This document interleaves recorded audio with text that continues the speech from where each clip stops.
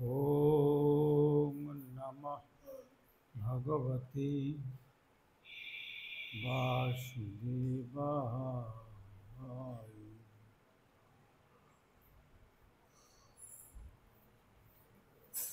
श्रुतिछन्दोगक्खवदति परमं ब्रह्मपूरकम् श्रुतिर्वैकुण्ठं वदति किल यद्विष्णुसदनम् सितद्दीपञ्चन्न विरलरसिकोऽयं भजवनम् श्रीनवद्वीपं वन्दे परमसुखदं तं चेदितं श्रीमायापुरं वन्दे परमसुखदं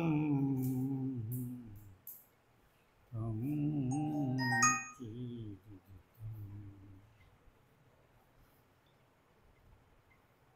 भक्त्या विहीनयपराधलक्ष्यै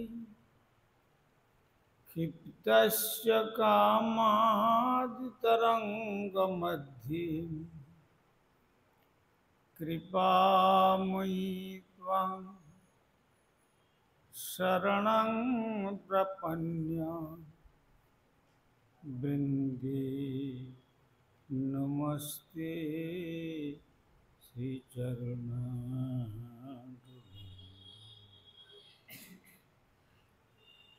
श्रीकृष्ण चैतन्य प्रभु नित्यानंद श्री अद्वैत गदाधर शिवासादि गौरभक्तवृंद। हरे कृष्णा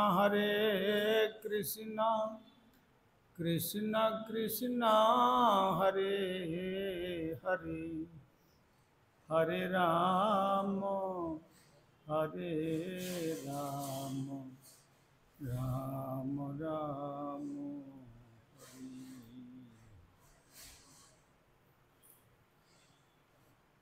श्री गुरुदेव जय प्रभुपाद जय रामानंद।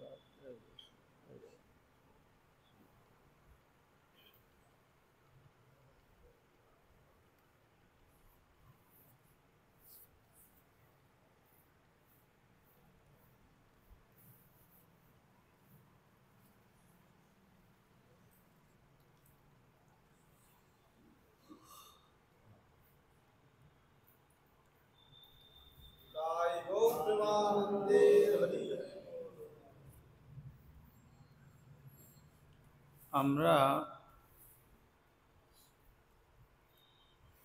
বিগত পূর্বে আস্বাদন করেছিলাম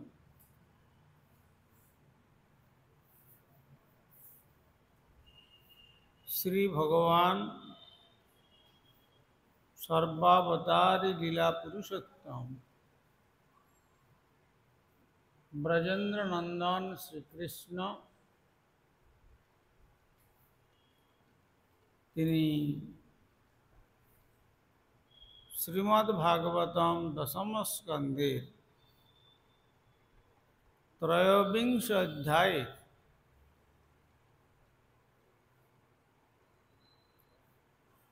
তিনি আস্বাদন করলেন সেই যাজ্ঞিক বিপ্রগণের পত্নীগণের দ্বারা আনীত গোপবালকদের দ্বারা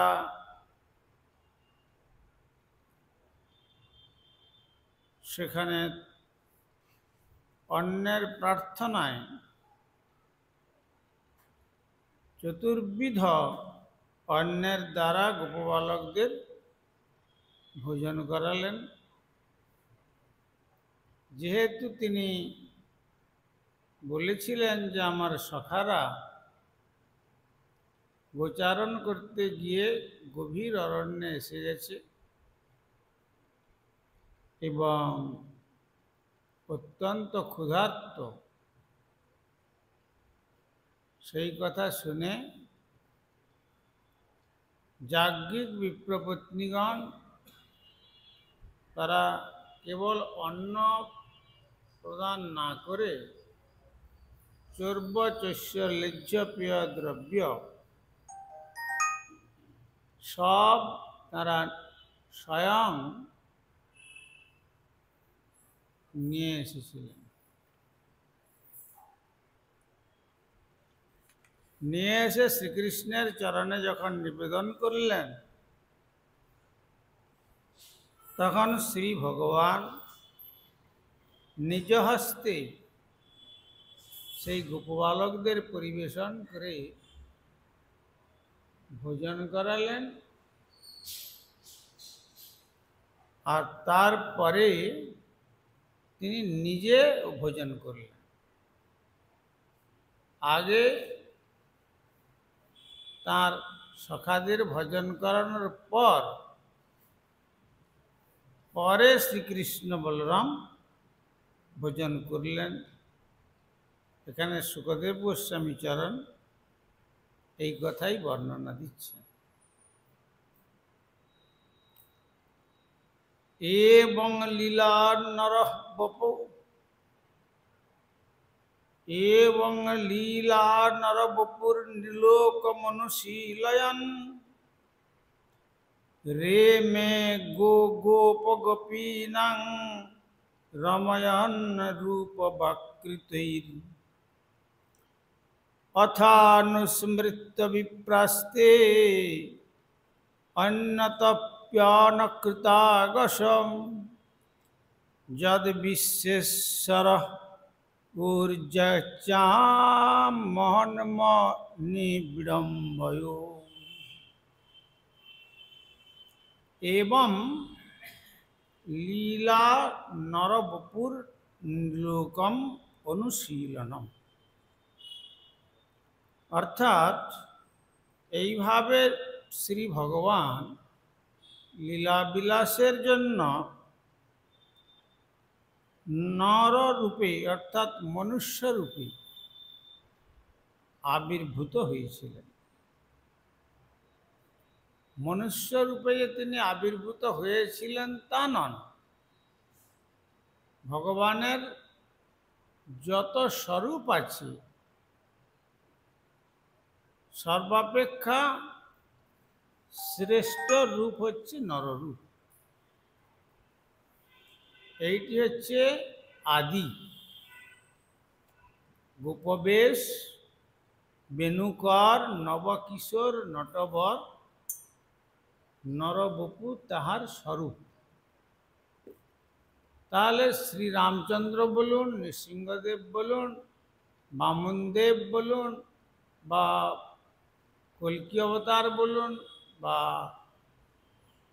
আর মৎস্যকুর্মাদি যত অবতার বলেছেন, অবতার ঝসংখ্যাতে কথিতাতে তবানঘ পরম সম্যক প্রবক্ষ্যামি কৃষ্ণস্তু ভগবান স্বয়ং। ভগবানের যে কত অবতার, শ্রী ভগবান নিজে বলছেন আমি সর্বজ্ঞ হয়েও আমারও মনে হয় যে আমি হিসাব রাখতে পারি না। যখন যেখানে যত অবতারের যেখানে প্রয়োজন হয়েছে যে কার্য সিদ্ধির জন্য, যেমন সত্যব্রত রাজাকে কৃপা করবার জন্য তিনি মৎস্য রূপ ধারণ করলেন, পৃথিবীকে উদ্ধার করার জন্য তিনি বরাহ রূপ ধারণ করলেন, সমুদ্র মন্থন করার জন্য দেখলেন দেবতাদেরকে অমৃত দান করতে হবে, একটা বিরাট বৃহৎ আকার কূর্মরূপ ধারণ করলেন। এসব হচ্ছে ভগবানের রূপ। এসব রূপ নিত্য রূপ, কেননা বৈকুণ্ঠ ধামে এইসব রূপ নিত্যকাল আছেন। যখন যে প্রলয়ে এবং যে যুগে যে অবতারের প্রয়োজন হবে ঠিক তিনি সেই যুগে সেই রূপ নিয়ে অবতীর্ণ হবে। যেমন অষ্টাবিংশ কলিযুগে দ্বাপরের শেষে ভগবান আবির্ভূত হয়েছিলেন শ্রীকৃষ্ণ। তিনি যে কেবলমাত্র 5060 বৎসর আগে তিনি বৃন্দাবনে এসেছিলেন নন্দ মহারাজের গৃহে, এমনটি নয়। কিন্তু ব্রহ্মার একদিনে ভগবান একবার এই ভূলোকে, জনতপ মহাসত্য লোকে নয়, বা অতল বিতল তলাতল রসাতল মহিতল পাতালে নয়, এই ভূলোকে আর ভারত ভূমিতে তিনি আবির্ভূত হন। আর তার যে আবির্ভাবটা ঘটে নন্দ বাবা এবং মা যশোমতীকে অবলম্বন করে, কেননা এরা হচ্ছেন তার নিত্য পিতামাতা। তবে বলবেন যে বসুদেব দেবকী ওখানে যে বললেন, ওখানে ভাগবত বর্ণনা দিচ্ছেন জয়তি জননী বাস দেবকী জন্ম বাদ, একটা বাদ মাত্র,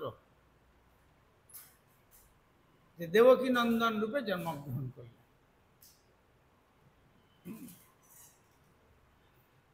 কিন্তু একটা প্রবাদ মাত্র, কিন্তু প্রকৃতপক্ষে তার নিত্য পিতামাতা হচ্ছেন নন্দ বাবা এবং মা যশোমতী।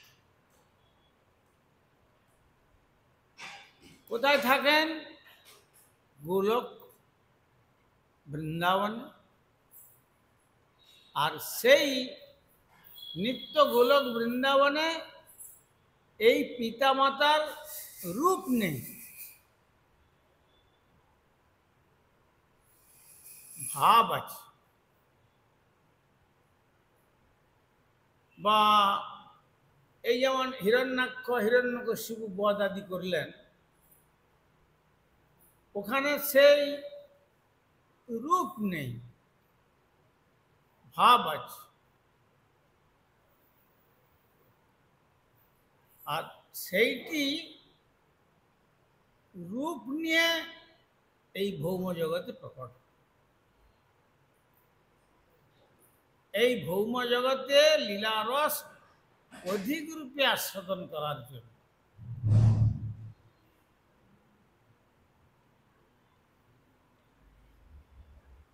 সেই জন্য বলেছেন না কবিরাজ গোস্বামী চরণ তাঁর শ্রীচৈতন্য চরিতামৃতে বললেন, ভগবান বলছেন বৈকুণ্ঠাদ্যে নাহি যে যে লীলার প্রচার,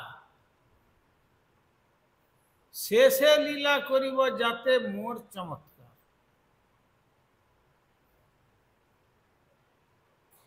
বৈকুণ্ঠ আদি, বৈকুণ্ঠ আদি মানে গোলক পর্যন্ত ধরেছেন। নাহি যে যে লীলার প্রচার, যে যে লীলার প্রচার নাই, তার মানে ওখানে জন্মলীলা নাই। আর এই যে ব্রজভাবের যে লীলা, এ সমস্ত লীলা বিলাস নাই, কেবল ভাব আছে। শেষে লীলা করিব যাতে মোর চমৎকার, আমাকে আনন্দ দান করতে পারবে এমন আমি কিছু লীলা জগতে প্রকট করি, যেটা আমার এই বৈকুণ্ঠ বা গোলকেতে সম্ভব নয়। যদিও সেখানে রূপ গোস্বামীপাদ বলছেন বৈকুণ্ঠেতে বা গোলকের সকলেই স্বকীয়া,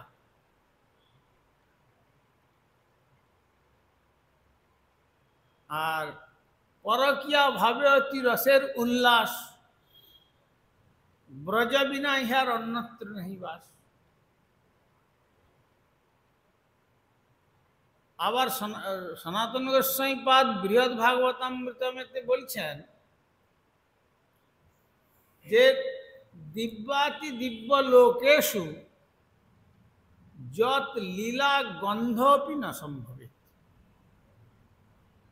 দিব্যাতি দিব্য লোক মানে দিব্যলোক বলতে কি, অতল বিতল সুতল তলাতল মহিতল রসাতল পাতাল নয়,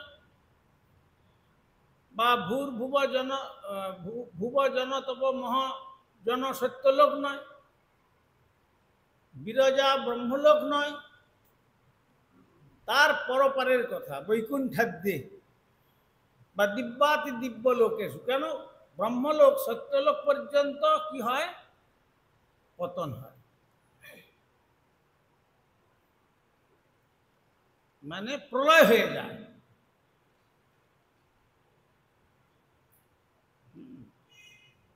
সহস্র যুগ পর্যন্ত 1000 চতুর্যুগে ব্রহ্মার একদিন হয়, আর সেই ব্রহ্মার একদিনেতে ক্ষুদ্র প্রলয় অনেকবার হয়ে যায়।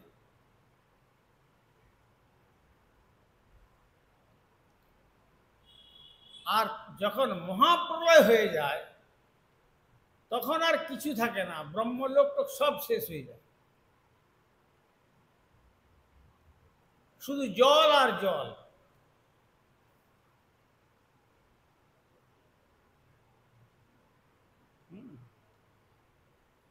আর তখন শ্রী ভগবান একটি বটপত্রের উপরে শায়িত হয়ে তার দক্ষিণ চরণের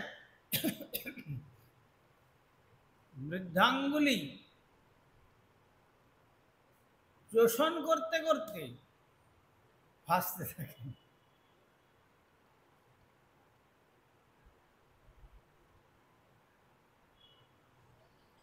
আবার যখন সেই মুনি ভগবানের মায়া দর্শন করতে চাইলেন,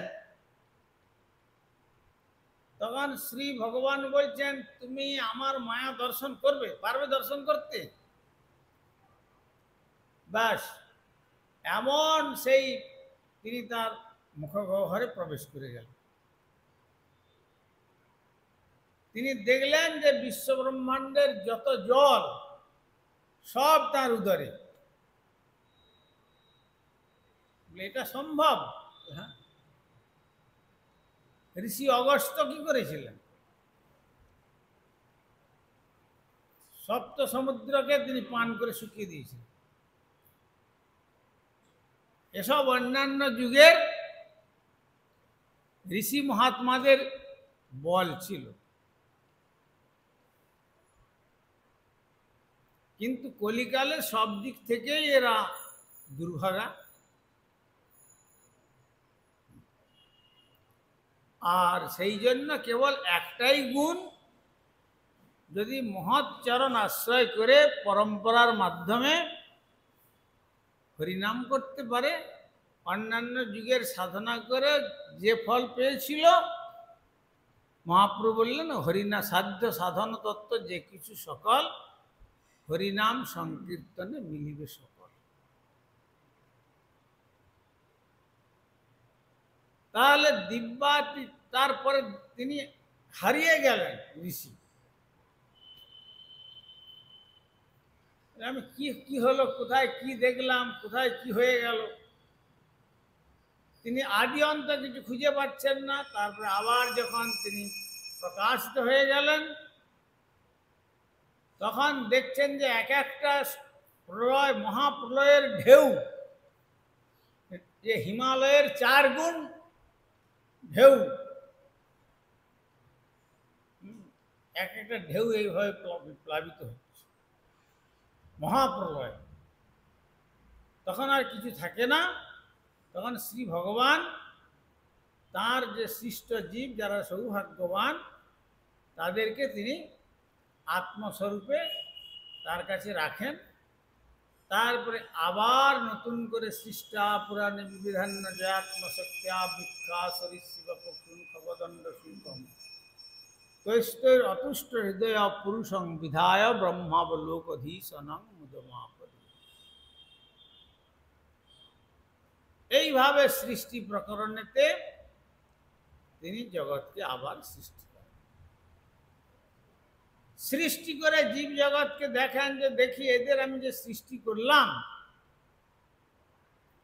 আমি তো পিতা আর মাতা উভয়ই, সুতরাং আমার সৃষ্ট জীব, ভগবানের মনের মধ্যে এইটুকু আকাঙ্ক্ষা যে আমার যে পুত্র কন্যারূপী এই জীব, বিশেষ করে মানব সৃষ্টি হলো, এদেরকে আমি সমস্ত রকমের সুবিধা দিয়ে বাঁচিয়ে রাখছি। মায়ের গর্ভেতে যখন সঞ্চার হয় সেদিন থেকে কিভাবে আহার্য প্রদান করে, তারপরে জন্মানোর পরে কি বস্তু আহার করবে, জগতের কোনো বস্তু আহার করতে পারবে না, সেই রকম আহার্য দ্রব্য দিয়ে তারপরে এই ধরণীকে অতি সুন্দর রূপে ফলে ফুলে সজ্জিত করেন। তারপরে কিভাবে তারা বেঁচে থাকবে, জীবন ধারণ করবে, ফ্রেশ অক্সিজেন, তারপরে বৃক্ষ জগৎ কিভাবে কার্বন ডাই অক্সাইড নেবে,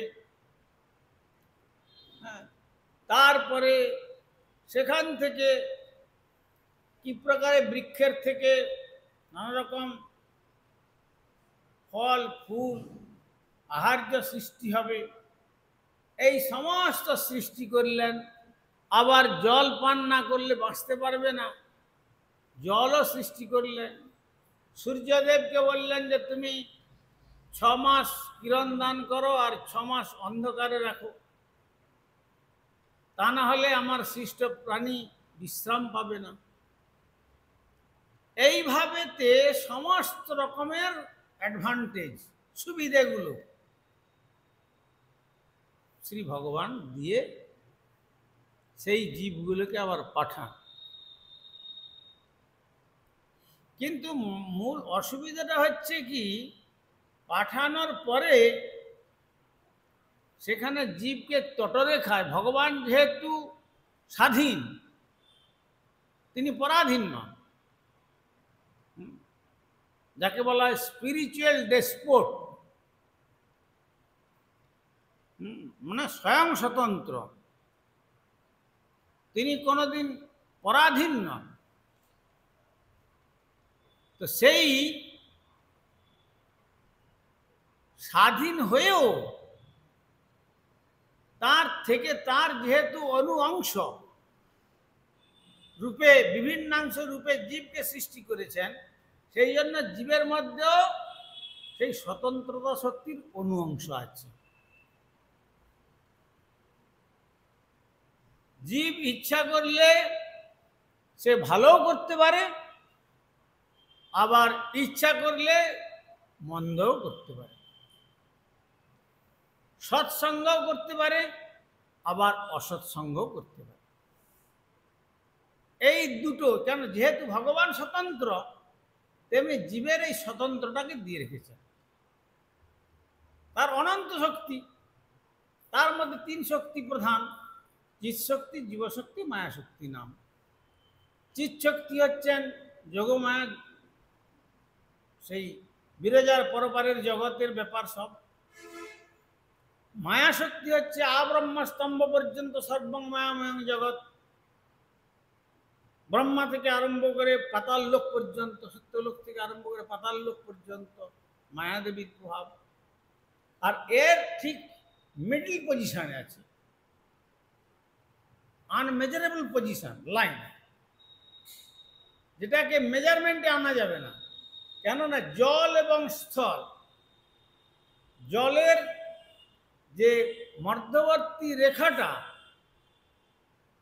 স্থল এবং জলকে কেন্দ্র করেই রেখাটা হয়, কিন্তু সেই রেখাটা যখনই জলটা বাতাসের দ্বারা কম্পন ওঠে, তখন ওই রেখাটা কেটে উপরে উঠে যায়।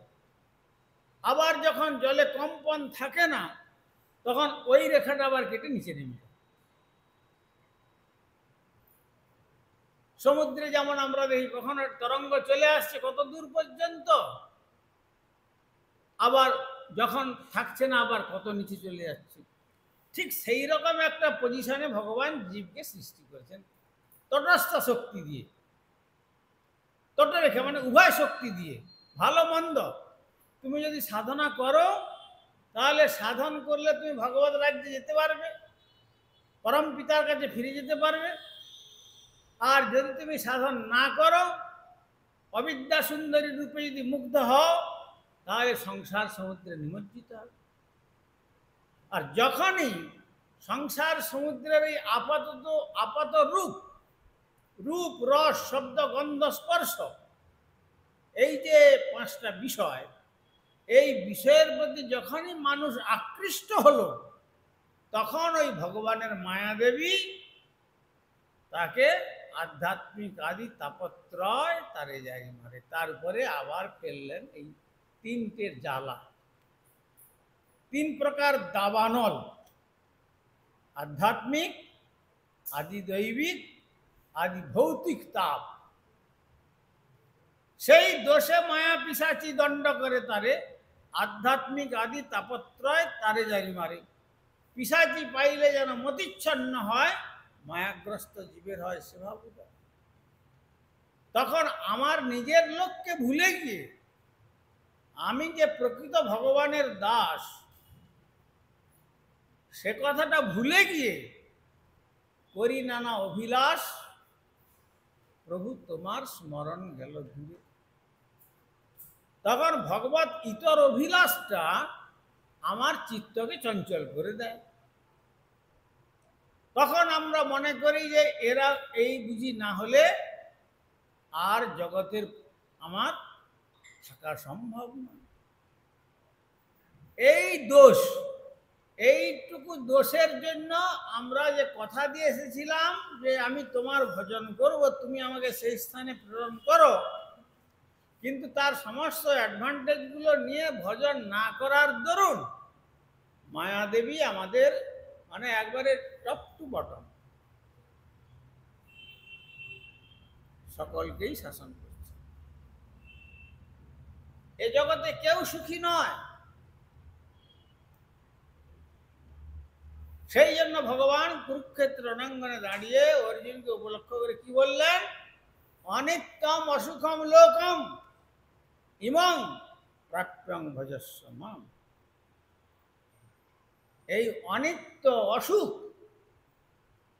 সুখহীন যে স্থান, এই যে লোক, এই লোকের প্রতি অভিনিবিষ্ট না হয়ে মাম ভজস্ব, আমার ভজন করো যদি তুমি নিত্যধামে ফিরে যেতে চাও। সেইটা হচ্ছে কোন কোন ভাগ্যবানের পক্ষে সেটা সম্ভব। এইরূপ ব্রহ্মাণ্ড ভ্রমিতে ভ্রমিতে কোন ভাগ্যবান জীব 84 লক্ষ জীবন পরিভ্রমণ হচ্ছে, পরিভ্রমণ করতে করতে কোন ভাগ্যবান জীব মানে একবারে রেয়ার কেস গুরু কৃষ্ণ প্রসাদে পায় ভক্তিলতা বীজ। বা এইরূপ ব্রহ্মাণ্ড ভ্রমিতে কোন জন সাধু সঙ্গে নিজ তত্ত্ব অবগত হন। কে আমি? আমরা তো আমাদের নামের পরে ডেজিগনেশন দিয়ে দিই, কত রকম দিই না, কিন্তু সেইটাই বেদান্ত সূত্র জানালেন, অথাতো ব্রহ্ম জিজ্ঞাসা। অনেস্ট ইনকোয়ারি আফটার ট্রুথ, প্রকৃত সত্যকে জানবার জন্য একটা অনুসন্ধিৎসা বৃত্তি জাগুক সাধকের চিত্তে। এটা হচ্ছে বেদান্তের প্রথম সূত্র।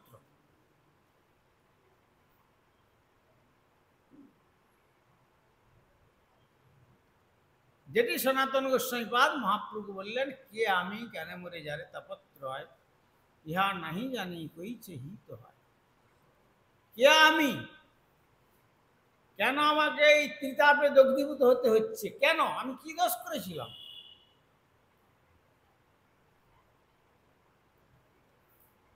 সাধ্য সাধারণ তত্ত্ব কিছুই না জানি, কৃপা করি কহ সে তত্ত্ব কহ তো আপনি।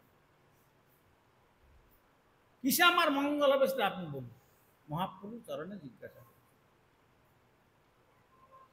তখন মহাপ্রভু বলেছিলেন, জীবের স্বরূপ হয় কৃষ্ণের নিত্য দাস। ওই ভগবানের দাসত্বটা ভুলে গিয়ে আমরা অপরের দাসত্ব করতে যাচ্ছি বলেই আমাদের জীবনে এত দুঃখ, জ্বালা, যন্ত্রণা, অশান্তি জীবনের প্রথম থেকে শেষ নিঃশ্বাসের পূর্ব মুহূর্ত পর্যন্ত। আর এইরূপ ব্রহ্মাণ্ড ভ্রমিতে কোন জন সাধু সঙ্গে নিজতত্ত্ব অবগত হন, যখন মহতের সান্নিধ্যে এসে তার নিজতত্ত্ব সম্বন্ধে জানতে পারলেন যে আমি আর জগতের কেউ নয়, আমি ভগবানের দাস। নিজতত্ত্ব যে জেনেছে তার লক্ষণটা কি করে বোঝা যাবে? নিজতত্ত্ব জানি আর সংসার না চায়। এই সংসারে যে রূপ, রস, শব্দ, গন্ধ, স্পর্শ, এসব বস্তুর প্রতি আর অনুরাগ থাকবে না। নিজতত্ত্ব জানি আর সংসার না চায়, কেন বা ভজিনু মায়া করে হায় হায়। হায় হায়, আমি কি জন্য এসেছিলাম আর কি করলাম। শেষে আর্তনাদ করে, হায় হায় করে, হায় হায়, সময় তো চলে গেল, যথা সময় তো আমি কার্য করতে পারি নাই, এখন কি হবে উপায়? কেঁদে বলে, হে কৃষ্ণ আমি তব দাস, তোমার চরণ ছাড়ি আমার হইল সর্বনাশ। তখন কাকুতি করিয়া কৃষ্ণে যদি ডাকে একবার, মায়াবন্ধ হইতে কৃষ্ণ তারে করেন পার। কৃষ্ণ তারে দেন নিজ চিৎ শক্তির বল। তখন চিৎ শক্তির বলটা সে লাভ করবে, নিজের ইচ্ছাতে নয়, শ্রীকৃষ্ণের কৃপাতে। নিজতত্ত্ব জানি আর সংসার না চায়, কেন বা ভজিনু মায়া করে হায় হায়। কেঁদে বলে, হে কৃষ্ণ আমি তব দাস, তোমার চরণ ছাড়ি আমার হইল সর্বনাশ। তখন কৃষ্ণ তারে দেন নিজ চিৎ শক্তির বল, মায়া আকর্ষণ ছাড়ে হইয়া দুর্বল।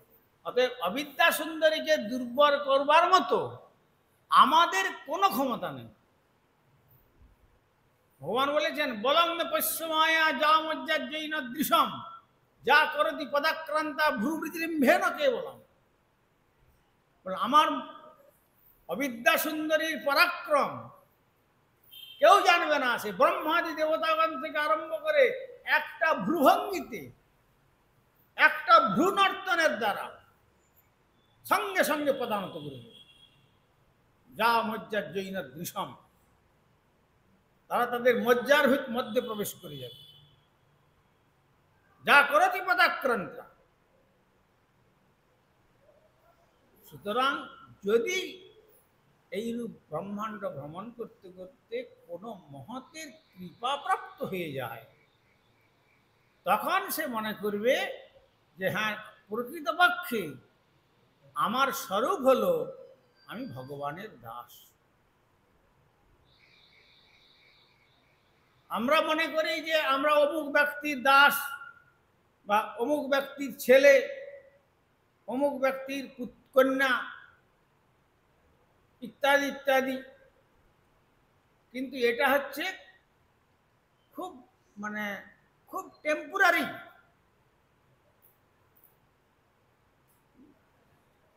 এটা আমাদের ঠিক পার্মানেন্ট যে বায়োডাটা ওটা নয়।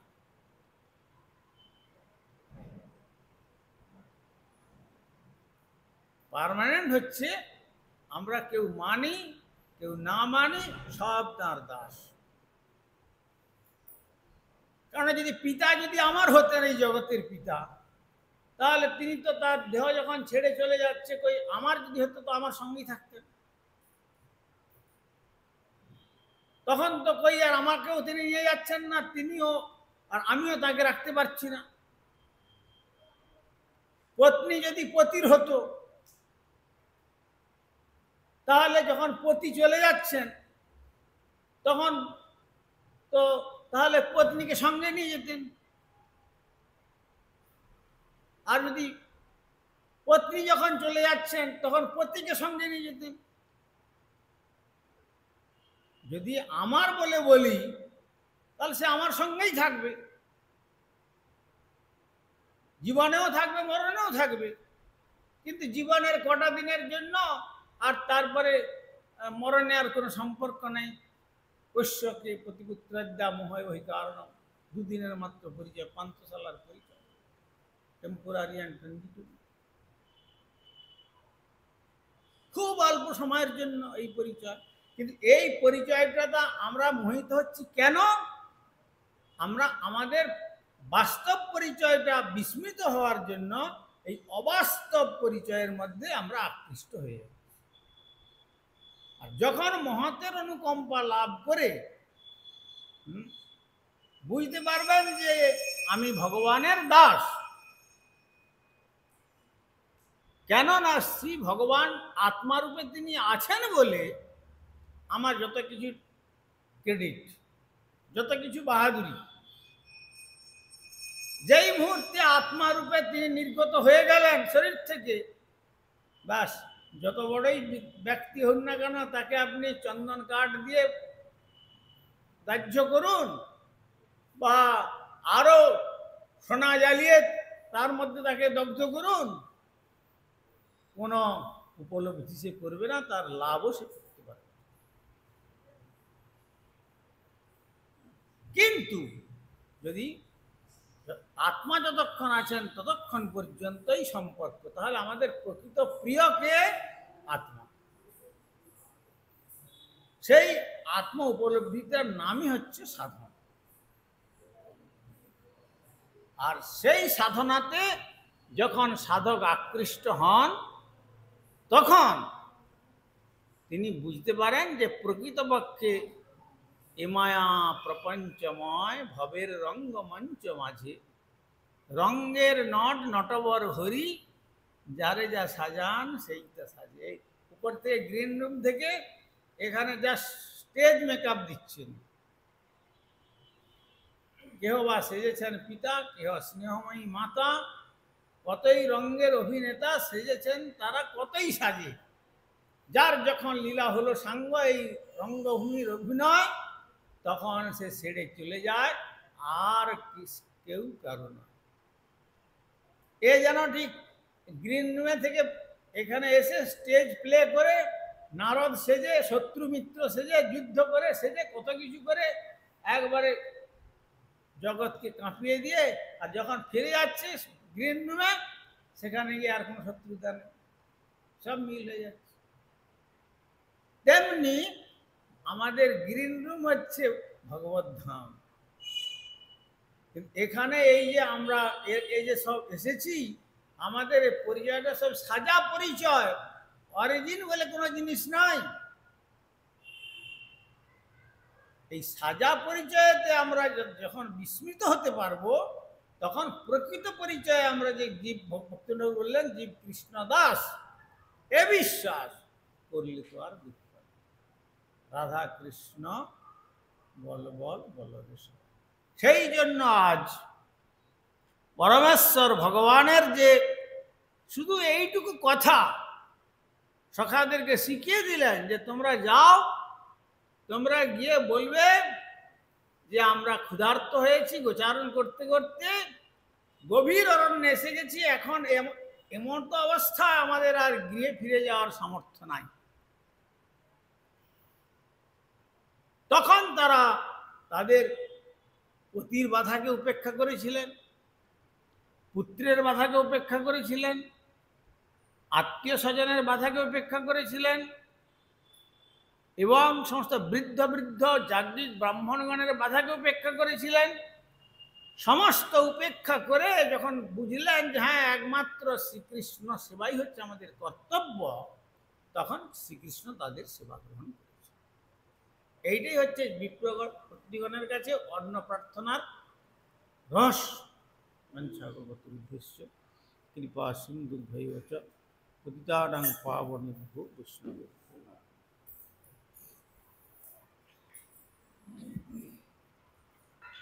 হরিহরয়ে নম কৃষ্ণ যাদবায় নম।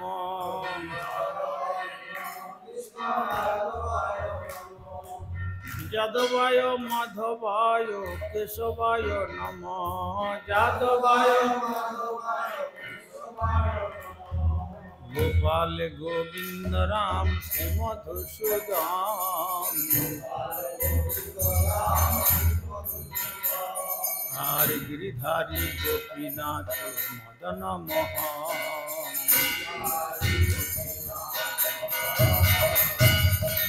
চৈতন্য নিত্যানন্দ শ্রী অদ্বৈত সীতা শ্রী চৈতন্য নিত্যানন্দ শ্রী অদ্বৈত হরি গুরু বৈষ্ণব ভাগবত গীতা হরি গুরু শ্রীরূপ সনাতন ভট্ট রঘুনা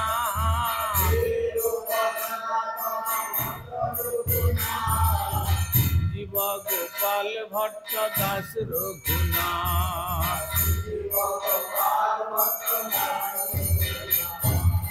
এই ছয় গোসাইর করি চরণ বন্দন আর যা হইতে বিঘ্ন নাশ অভীষ্ট পূরণ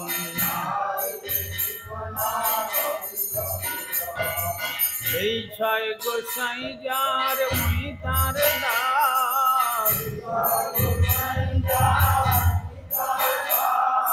দাস সবার পদর হেণু মোর পঞ্চগ্রাস আপনাদের চরণ সেবী ভক্ত শোনেবার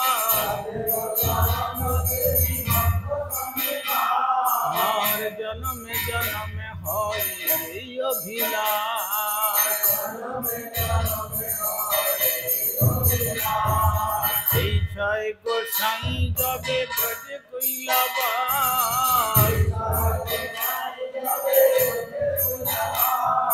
রাধা কৃষ্ণ নিত্য লীলা করিলা প্রকাশ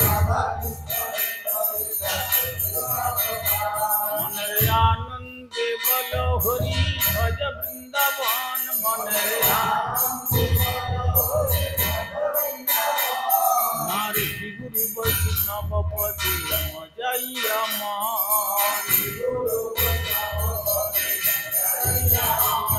আর গুরু বৈষ্ণব পাদ পদ্ম করিয়া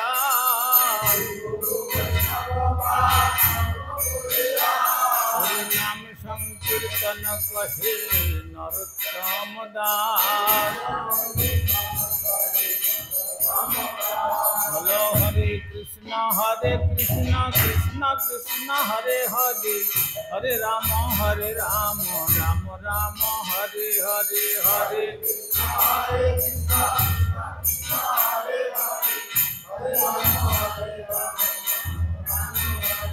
তাই গৌর হরি